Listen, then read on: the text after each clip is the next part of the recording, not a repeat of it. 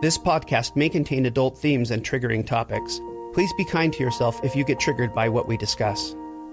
Also, this isn't a substitute for therapy or counseling. Please listen to the appendix at the end for some of our recommendations for resources that will help you find a qualified mental health care provider. Now, we take you to a time in the near future where emotional abuse has been appropriately deemed a crime, and the survivors find a home to reclaim their lives and freedom. This is Haven, and these are the stories of the Reclaimers.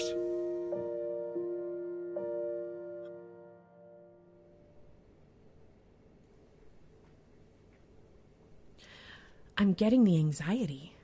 Yeah? I'm broadcasting that much? You've been spending time with the AdvoCorps again, haven't you? Yeah. You know you're welcome to join at any time. Y'all are good for a fella's ego. Oh, Trip, you're a good fellow. I do like working alongside you. I always knew we'd be friends outside of a session. Yeah, me too.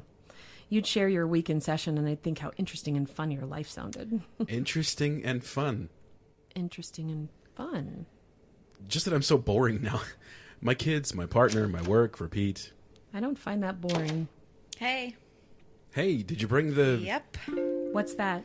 It's a picture of me when I worked for our abuser. Come on, where's yours? Right here, impatience. Oh, Trip, you're so tiny. Hey, I've been 6'3" since I was 18. I'm not talking about how tall you are. I remember that face. That super young first-year face. Hey, Helena, did you bring your picture? Hey, yeah, I brought it.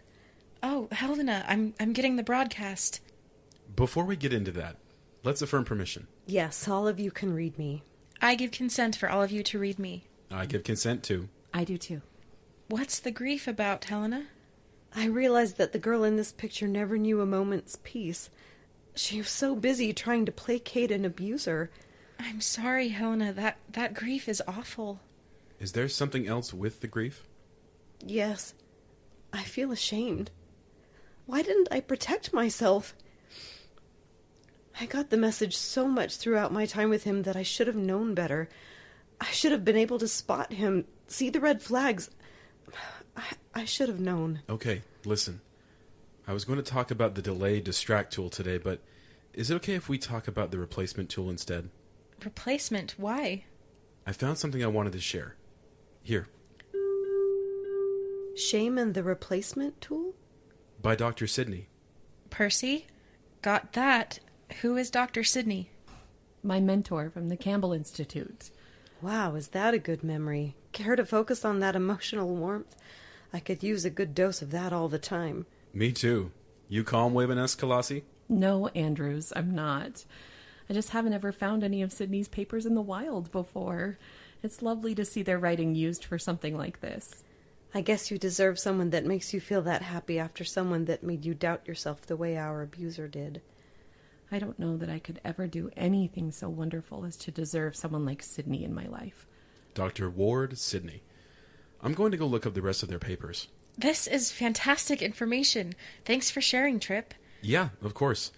I was struck by the idea that shame was something that needed to be replaced. I guess it kind of triggered me too.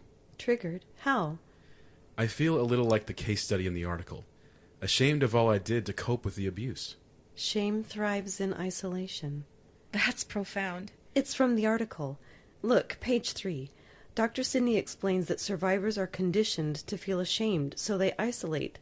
Then they learn that shame and isolation go hand in hand.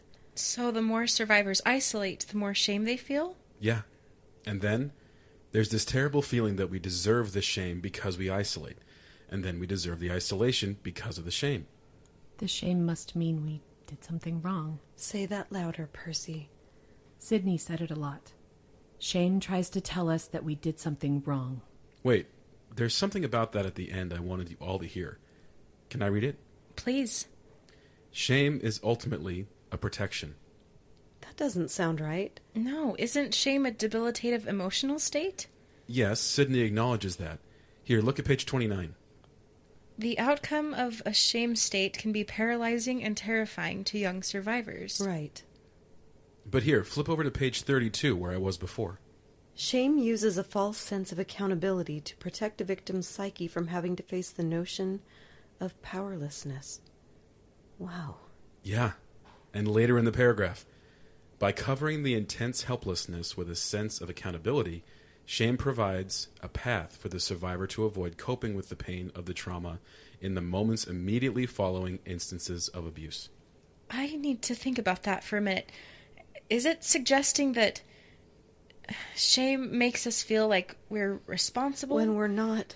Right, but the feeling of responsibility as a coping mechanism is something I understood. I just never saw how shame played a role in that. So Dr. Sidney's not saying shame is good. I think they're saying that shame is useful. Useful? Wow, I always thought of shame as this thing that just made me feel triggered and sad and kept me from feeling confident. Why would shame want us to not feel confident? Because confidence is a difficult feeling to conjure while recovering from abuse. I love how you always have an answer. Oh, I don't. Pheeny's research... Can you imagine being lucky enough to study at the Campbell Institute with Jean Zephram, be mentored by someone as wonderful as Dr. Sidney, and then spend a lifetime supported by someone like Dr. Soleil? Oh, Helena, I'm getting the jealousy. And I'm getting the grief underneath it. Helena, I'm witnessing this. I just want you to know I can see you in all this emotion. Thank you. I'm sorry. I think some days it's harder than others to realize I gave the best of my career to someone like our abuser. You didn't know. Didn't I? No, you didn't. I wonder sometimes, though, why didn't I see him for who he was? I pride myself on being a good judge of character, and while I don't have superpowered telepathy, I do have a fairly good range of heightened empathy. You'd think avoiding the deception would have been easy. Helena, you're so used to blaming yourself for all he did. Of course you'd blame yourself for the ways he deceived you. Do all of you do that? More than I'd care to admit. I knew better. I'd had Persy as a therapist before him, for heaven's sake. I knew what good therapy looked like, and then, there he was. He didn't show up with the manipulation, though, Trip. Yes, we all know that about him. He arrived with the lies and love bombs. He lied to all of us about who he was, about what he could do, about all the things he wanted to help us with. Got that, Helena. What's that bundle? He promised to pull down stars for me. Wow. You too, huh? Yeah. What else? What else did he promise in the beginning? That he'd make me famous. His knowledge plus my words. I'm sorry, Dana. There's a lot of pain there. Yeah, there is. He promised so much in the beginning. So much. What else? I want to hear what else. Persy? He just said that we could change the world. Wow. That's quite a bundle. I don't want to pry, but is that shame? Yes. You feel ashamed of wanting to change the world?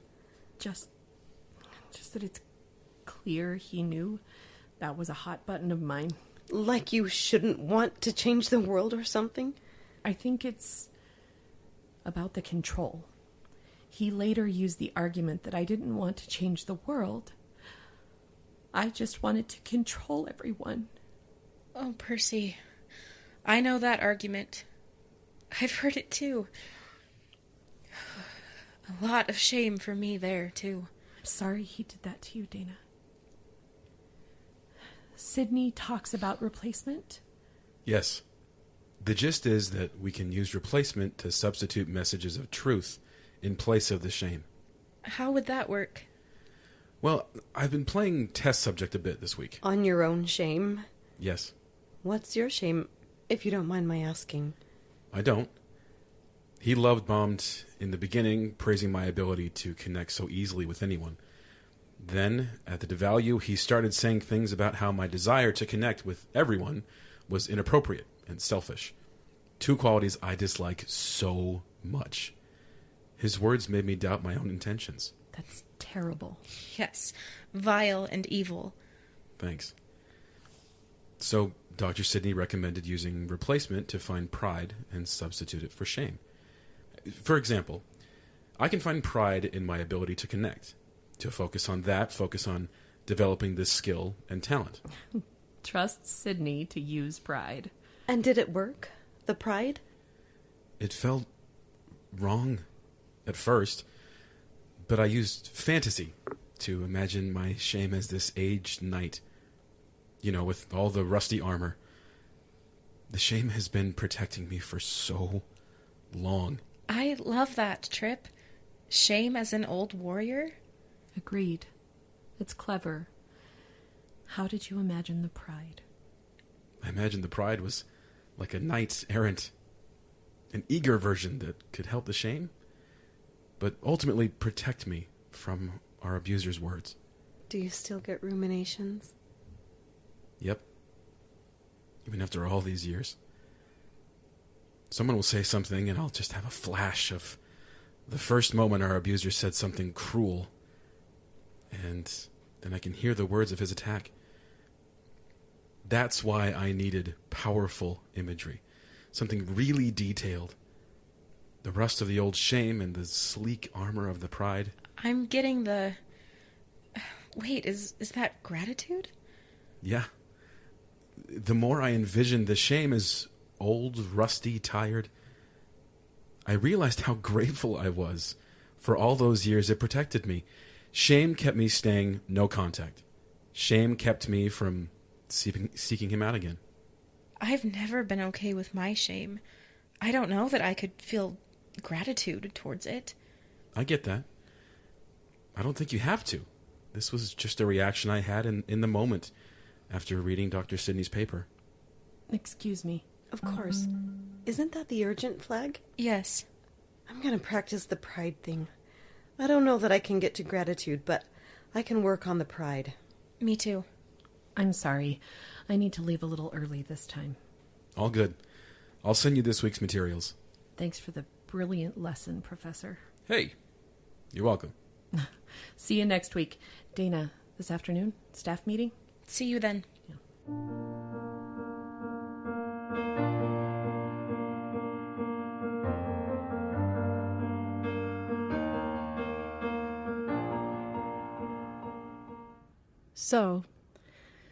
So, I'm not sure how to begin. May I have your permission to use my empathy while we're together today? Yes, of course. And you really don't have to ask. I mean, I wrote the best practice. I will always ask, every time we're together. All right. I hear the boundary. Thank you. I'm not trying to be difficult. I understand. I heard your words as trying to put me at ease. I'm getting the discomfort. Would you like to tell me about that? I didn't realize how out of control this would make me feel. Being the survivor? Having an advo who isn't Pheeny? Do you want to talk about that? Yeah. I think it's that I can read Pheeny, so I trust him. That's certainly understandable. I was reading in the Haven Handbook last night about bonding. Would you tell me about bonding? Well, paraphrasing the author, bonding is an important source of strength for the survivor.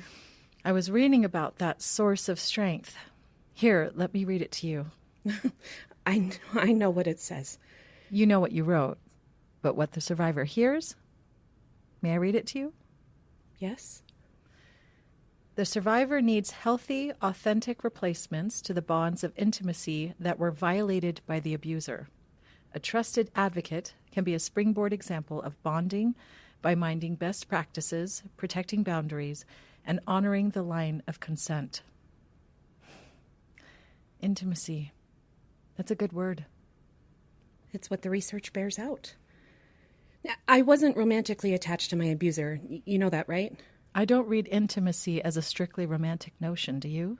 No. All right. Then that reassurance, what do you think that's about? Well, my abuser tried to imply almost constantly that my connection to him was... I spent years deflecting thoughts from classmates. They thought I slept my way into his good graces and then regretted it. So I broke it off by accusing him of misconduct. Deflecting thoughts? Are you worried I shouldn't have been reading them? I wasn't trying to read them. They broadcast it. Loudly. I wasn't accusing you of anything. I just hadn't thought of that as a dimension of the abuse you suffered.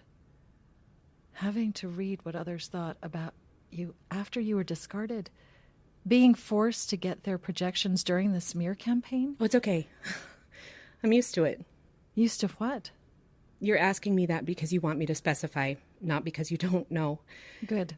So you can read me. You broadcast that. Yes, I did. I wanted to make sure you could read me. Why? I wanted to demonstrate that I trust you to read me. You trust me? Yes. Implicitly. Without reservation. Oh. I'm sensing grief. And fear? I'm not sure what I'm feeling. Let's start with what the feelings are about, then. Okay.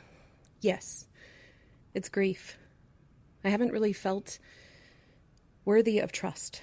Since? Who was the last person that trusted you, Persephone? Well, my survivors. I meant personally. Who in your personal life trusts you? Gramsy. Will you tell me about the emotions surrounding that? You really have done your reading about the best practices. I'm impressed. Thank you. And back to the emotion? Shame. I feel ashamed when I tell you that. How long has it been since you've seen your grandmother? She died when I was 16. That loss still cuts deep. Yeah. I'm sorry for that loss. I've resolved a lot of the grief surrounding all that. So the shame and the grief are related to the different parts of her death, or...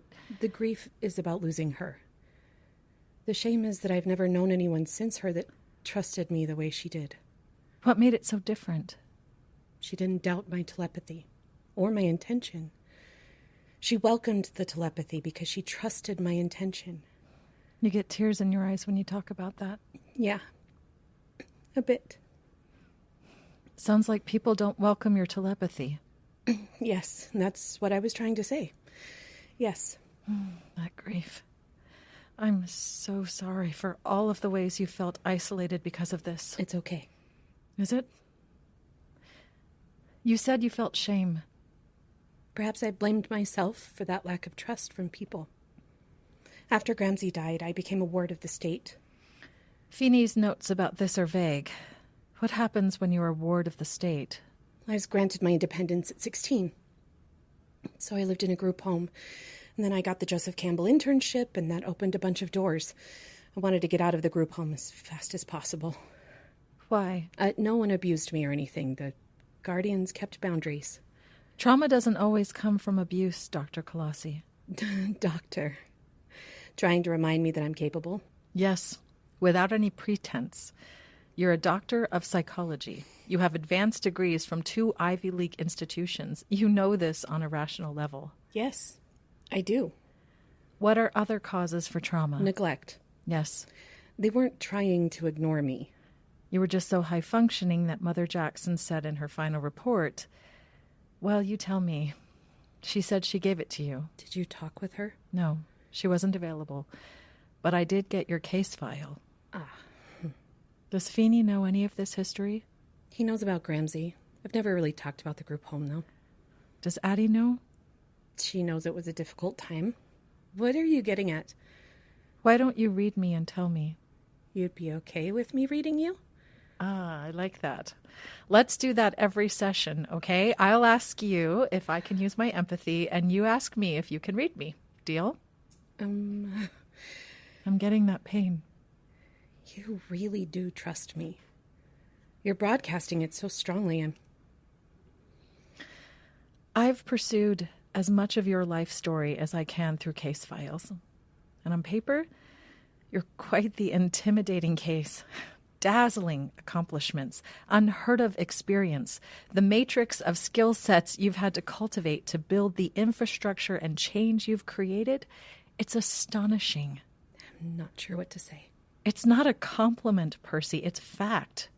And this is why you trust me? No. The person in those case files and biographies and the person who has successfully led the Haven to where it is now, that person is certainly someone I've always wanted to meet. But she's the on-paper person. The case files and Senate recordings, even your own notes, they're all clinical. They're supposed to be. Yes, they are. I'm going to pull this one up, but I want to listen to what was said instead of just reading it, okay? Okay. Who designed this holistic system of support? Dr. Colossi. This is all thanks to you? She's about to deny that, but Meg, it really is thanks to Dr. Colossi. Without her stubborn and inspiring courage, none of us would be here right now. Now who's squirming? Well played, Dr. Soleil. That was your post-inquiry interview with Meg. Yes. And Pheeny said this was all thanks to you. He's not taking enough credit for all he did. He's not talking about what you did, Persy. He's not talking about lobbying or writing. He's not? No. He's talking about something that made him very grateful. Something he loves about you. Something he trusts more than he can articulate. You think he trusts me? I know he does. I've sat with that trust. I felt it in waves. More than trust, he relies on you for this very important quality that isn't found on paper. I lied to him for so long. Yes, you did. And we're going to do a lot of work surrounding the lies. And I want to stay focused. I don't want to tell you. I want you to read me.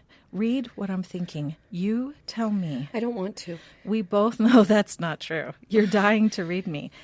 What's stopping you? I can't. I feel ashamed of my telepathy. Why? Because look at all it's done. If I wasn't a telepath, my abuser wouldn't have been so interested in me. I never would have killed those people. Pheeny would have had a quiet, happy life. And I wouldn't have had to lie to him and... And what? And lose him. Lose him? It hurt him. All this time, all the lies. He's hurt. And now he's not my advo anymore, and he feels lost to me. It's not the same. Something broke when I told him everything, and it's still broken, and he's still lost. And I feel like a child saying this, but it's all my fault. If I wasn't such a show-off, maybe my abuser wouldn't have noticed me, and maybe I would... Maybe a... Would you like a hug, Persy? Oh, I'm getting some residual shame there. Is that about hugs? Oh, that. Yes, that. Would you like to tell me about that? You know, when I can feel a survivor pull away in session, I worry they're about to say something like, I can't talk about that. I know why they say it, and I've never had a stronger urge to say it myself. Let's start there, then. Why don't you want to talk about that shame? Well, the clinical answer is that I don't feel worthy of resolving the shame, and I'm terrified of freely accepting affection as a result. While I love your clinical skills, I also want to hear it from you, from the person who suffered the abuse, from the person who is trying to recover from the isolation you've experienced. I don't feel like I deserve hugs until I've proven that I'm not going to make any more stupid mistakes. Stupid mistakes. Yeah. Like? Reading Kari past the line of consent. Lying to Pheeny. Giving my logins to Sonia. Not seeing through Ben's deceptions. Careless mistakes? Careful there, Day. You're getting mighty close to some volatile stuff. Sure you want to do that in a first session? I'm never sure of anything that happens in session. I'm only ever sure of going at your pace. Careless is kind of advanced. All the mistakes you just brought up were things your abuser introduced and revealed to the public during the inquiry. So? So it's important to see that he conditioned you to use the word careless to punish yourself, and that he used the inquiry to reinforce that conditioning. Maybe. What's the anxiety about? I'm getting that. What if the only things I feel remorse about are the things he made public? Ah, the age-old am I the abuser? And sometimes I'm startled by that pain. I worry that he was right, that I'm another abuser, posing as a victim in my head. Are you an abuser? You're asking me? Well, you said that it's happening in your head. Clinically, I don't believe that I'm an abuser. And outside the clinical? I doubt myself. And who put that doubt there? Did your abuser put that there? Sort of. But maybe it's not an entirely bad thing. How so? Perhaps it keeps me from using my telepathy to exploit others. At what cost, though? You have a principled moral center. That's clear from the justice reform. Who put the doubt there, Persephone? Me. I did. Would you like to convince myself that I was the untrustworthy one so that I could stay in contact with my abuser? That's the clinical response, Dr. Colossi. It's the reason. I can't help that it's clinical. It's one dimension of the reason I'm not letting this go. You wouldn't. If a survivor tried to bullshit you like this, you absolutely wouldn't let them. It sounds better when I say it like a grown-up. Say it how it needs to be said. I didn't want him to go. If it was my fault, if I doubted myself, then maybe he was right, and I didn't have to let him go. I could be the good girl and keep him. See, what am I, 7 years old? Are you? Don't do the internal mapping with me. I know that stuff. Inner child, all the mapping, I've tried it. With an experienced practitioner? Well, no. I'm not here to turn you into a little girl, Persy. I'm here to help you see that you were wounded. You were abandoned by your parents, left to a neighbor who adopted you. She died. Your foster parents were vaguely aware of you, and when you graduated, they sent you off without a second glance. Your abuser manipulated this terror of abandonment and then abandoned you repeatedly. And recently. What do you know about that? When he was removed from the hearing room, I was watching your face. What were you feeling? Relief. That's what you told the press. That's what you told Pheeny, and I've watched that video many times since I became your advocate. I'm advocating for you now, Persy. I'm advocating for you to yourself. What else were you feeling? Anger. And? Grief. I felt grief. I felt grief and sadness and... And? There was more. In the chaos of the room, everyone was focused on him, on restoring order, and then on getting you to tell the world what he'd done. He needed to be stopped. I had to stay focused. You don't have to stay focused here. It's just you and your advocate. I believe in you, Persephone. I trust you. And I saw something on your face in that courtroom. I think that's what I'm struggling with most. Is that you were even looking. I learned how to look for these things from the handbook you helped write. This is what you would do for a survivor, isn't it? Yes, of course. Helping them see their reactions helps them separate their identity from their abuser. Right. I suspect that your struggle is about your worthiness to be seen. Would you agree? Yes, I'd agree. That's why I want you to read what I'm thinking. You mentioned earlier that you'd be okay with me reading you, and I'm not sure how I feel about it. Let's make a list of the people in your life who feel comfortable with your telepathy. Okay, I get what it is you're trying to do. Who are the people who feel comfortable with your telepathy? Gramsy. And she's not here anymore. Yeah. It wasn't just that she took you in and adopted you, is it? No. She loved that I was a telepath. It made her feel safe. She thought what she said, and she said what she thought.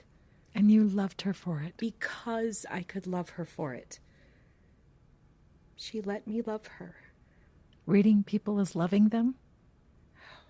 I never thought of it that way, but sort of. It's more that I can protect them. So let's map this. You read people to protect them, to show that you care. But when you read them, they distrust you. This causes a distance, and you feel like the love you have to offer is then rejected. Except I made it even more fun. I feel like they're rejecting me, not just how I love them. Your telepathy is a part of you. How you love people is also a part of you. It makes perfect sense that you would feel rejected when those you love distance themselves from your gift and from your protection. You really think that? Why do you think I wanted you to read it? Oh, okay. I want you to build up your confidence regarding your gift by offering you a healthy, authentic replacement. You're using the tools. Yes, Dr. Colossi, I'm using the tools. Are you trying to condition me by using my title? You tell me. Read me. I have your permission? I give you permission to read me while we're in this session. Okay.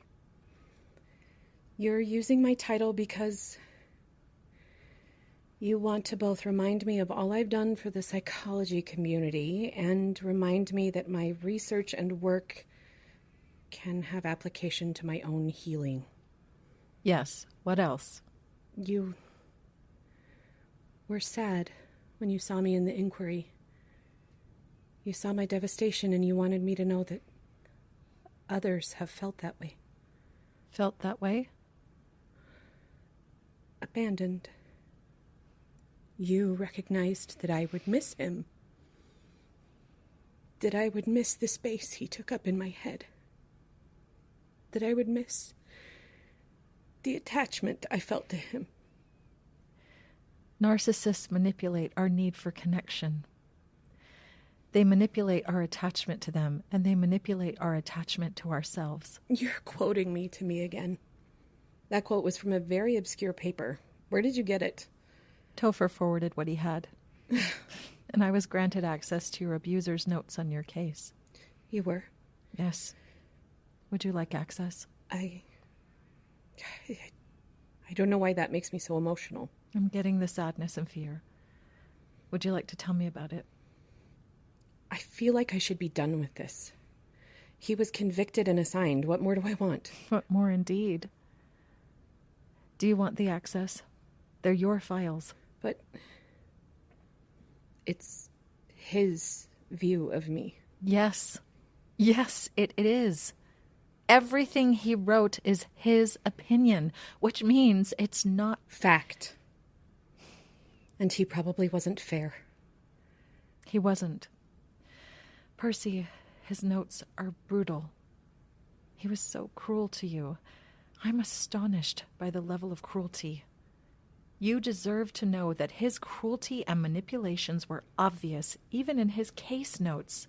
His manipulations? You saw those in what he wrote? Yes. His manipulations are clear, and yes, I saw the notes. I'm dying to ask. Ask it. Sound like a child again. I think you know how I'm going to respond to that. Read me.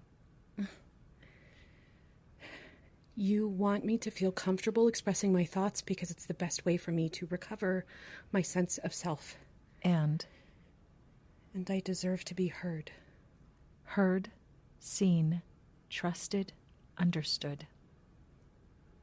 Loved. Loved for who you are, not what you can do for someone. Not for what justice system you can reform, not for what brilliant curriculum you can write, not for what kind of friend you can be.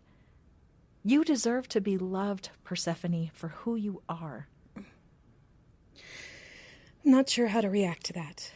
No reaction needed. It's okay to just hear it. What did you want to ask about his case notes? Oh. Did he ever indicate that he felt any affection for me whatsoever? Or that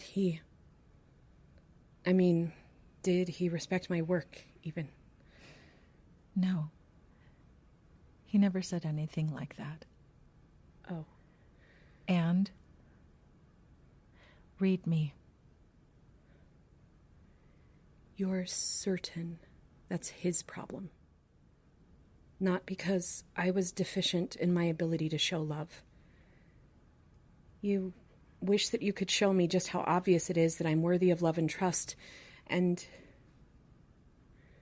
you want more than anything to show me that it's okay to still want his approval, even after his cruelty. That suffering he caused you, The years of thought broadcasts, his actions that made you question if he was going to try to hoover you, the times you were terrified that he'd try to attack Pheeny, that's something to honor.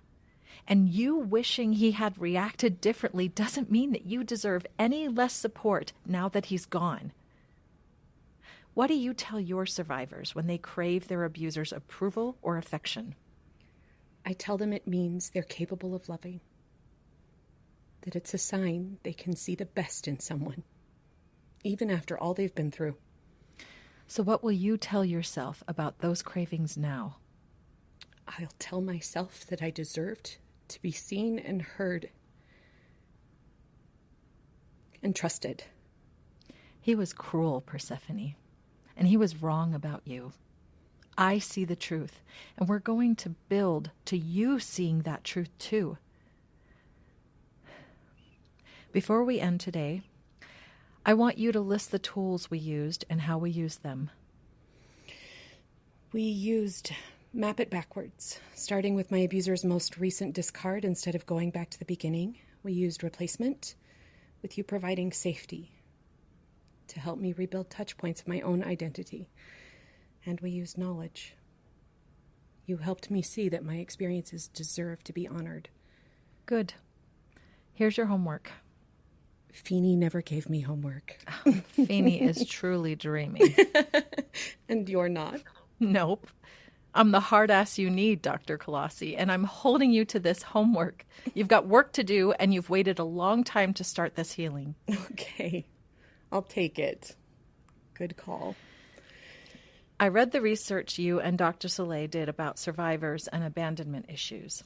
I want you to reread that research, and let's talk about emotions that come up as you do. My emotions? Yes, not evaluation, not clinical stance, not theoretical diagnosis for a hypothetical survivor.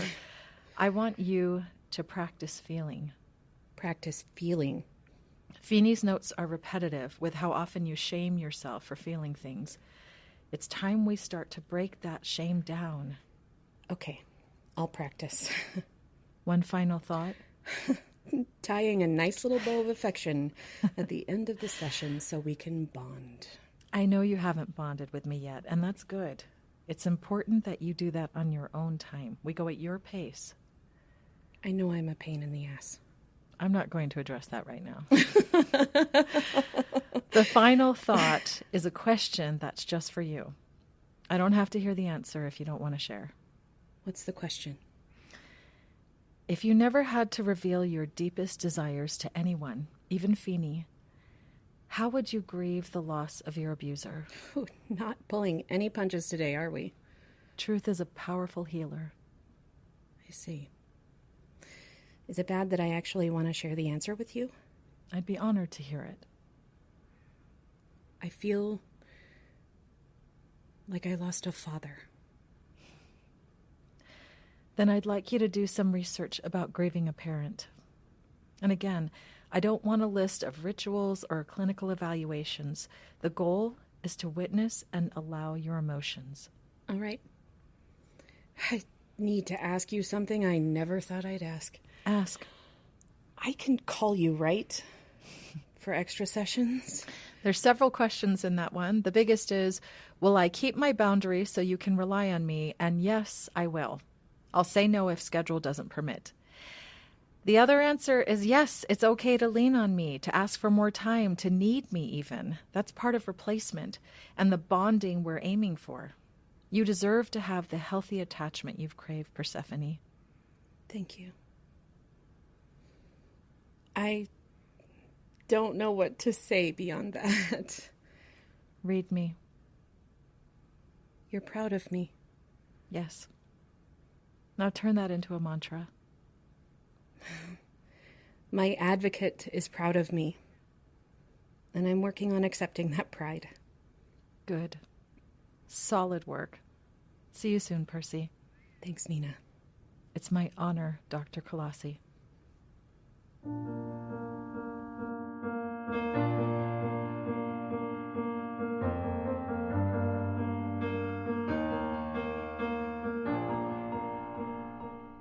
Oh, that's wonderful news. I was hoping Addie would be up for the challenge. How about Luis? I haven't had a chance to review the progress reports while I was on mission. There seemed to be a lot that came in, though. Is that a good sign? Yes and no. Yes, in that there's been breakthroughs, but... His breakthroughs are coming at a high cost. What's the cost? He's blaming himself. And with his age, he's not able to counter that blame. With an adult, we typically use the more sophisticated tools. Well, I hadn't thought about that. You're right about his empathetic little heart. Even as all the advos are guiding him to the truth, his responses are heartbreaking. For example, when I asked if he'd like to play outside, he says, Daddy doesn't like to play outside. And when we tried to break that down, that he could enjoy playing outside even if his abuser didn't, that was too confusing for him to accept. Golly, that's awful. I think the one that hit both Pheeny and me hardest was when Luis said he shouldn't like the reflection in the mirror. What? It took them 3 times asking the question because they thought they weren't understanding the translator, but no, they heard him perfectly. His abuser told him that he shouldn't like what he saw in the mirror. Wait, that he shouldn't like looking in the mirror? No. He specified that it was the reflection in the mirror that should be disliked. And worse, he believes it. Because his father said it, Luis now thinks that not liking himself, that's what he needs to do in order to be loved. Oh, Luis, that is horrible. Worse, it's inescapable. Bodies heal, and with kids Luis's age, we can usually point to physical wounds or bruises clearing up and help them understand. But with Luis, his father never laid a hand on him. So the abuse, it was always invisible. No one could see what was happening behind closed doors. That is gut-wrenching. I agree. Oh, and it makes me want to just... Say it. It's not worth engaging in. How much of that bundle has to do with your own father? Persephone. Not cool. I could give you 2 a minute if you need it. No, we're good. I'm not pushing, Pheeny. I'm inviting. But I've been hearing all those thoughts about Luis's father. Oh, have you? Yep. And I'm sorry, old friend. I'm sorry that I wasn't there for you like you needed me to be. I'm sorry that I got angry and distant when you needed me most. Yeah. Okay. It's fine. It's in the past, and kids forgive their parents, right? Nonsense. What? That is complete and total nonsense. Kids can forgive their parents, but when that parent chooses to be abusive, forgiveness shouldn't be the focus then. It's a matter of safety, physical, emotional, mental, and spiritual safety. Thank you. Cool your heels for just a second there, Persy. I know you're warm about it, but let him breathe. I don't want to fight right now. I'm not really up to facing that down. We go at your pace, Phoenix. What if we get back to talking about Luis? Fine. Persy, we good? Yeah, you're right. I shouldn't have pushed. I'm sorry, Pheeny. No, don't apologize. Let's talk about Luis. Why don't you tell me about your possible treatment plans for someone with his stage of cognitive development? Well, the Haven standard is to offer him tons of narrative play and strengths-based therapy, really dig into the fantasy tool, and then start to introduce elements of Sort It Out. All right, that's a good plan. And can I ask you questions about parental neglect? You're in a place you can address that. Clinically, yes. All right. Tell me about what Luis is going through. Well, he's experienced identity-level betrayals from his father, his only familial attachment. His father manipulated that attachment, enforcing emotional, mental, and spiritual conformity to rules that continue to harm the survivor's development. Luis is going to need repeated reassurance of his safety. He needs to be given opportunities to learn and then show that he's separate from those around him. He believes right now that everyone else's emotions are his. Codependent enmeshment is a risk, and even more so, enforced self-isolation. He'll isolate himself from the very things he needs in order to heal. Why is that, Pheeny? Because sustained parental neglect can be more difficult to overcome than any other type of abuse.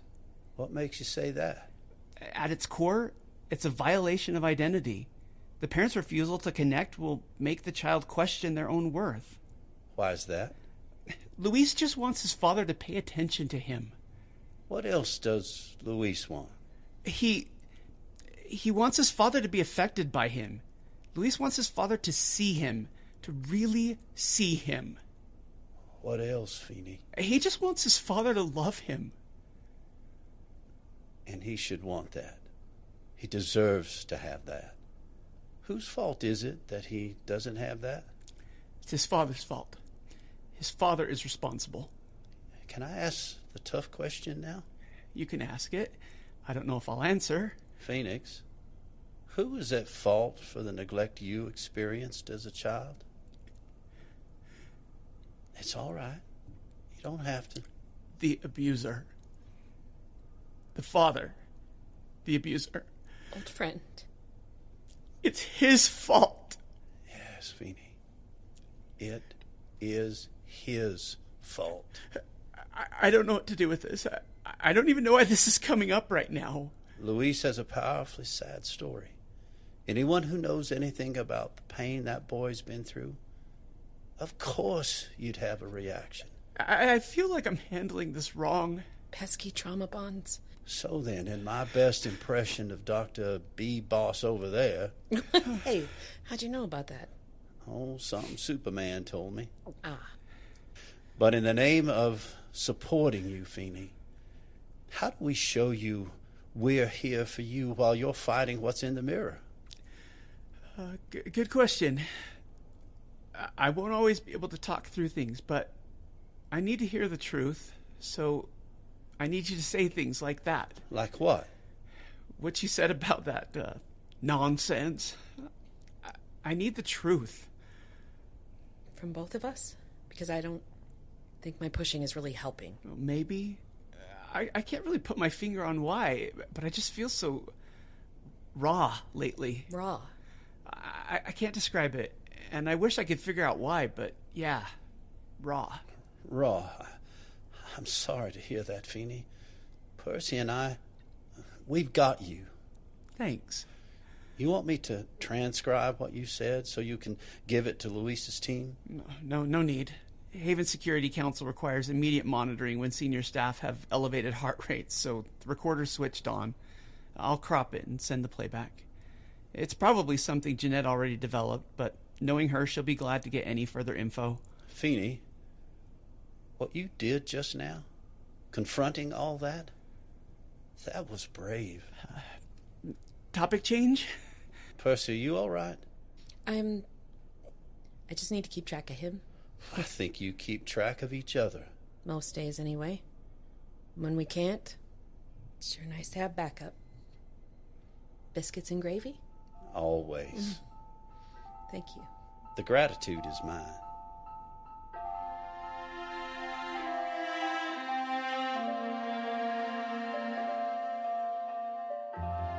Hey, it's Persy and Pheeny here. What you've just heard is a work of fiction, but we know that many listeners are living in a world of pain that isn't fictional at all. At the end of every episode, we're going to include an appendix of sorts. Some things we hope will serve those who live with the reality of fear and pain every day. First, we want to let you know about our website, www.empowering.tools, where we keep an ongoing list of books, websites, hotlines, and many other resources for victims and survivors of toxic relationships. Second, we love to hear from you.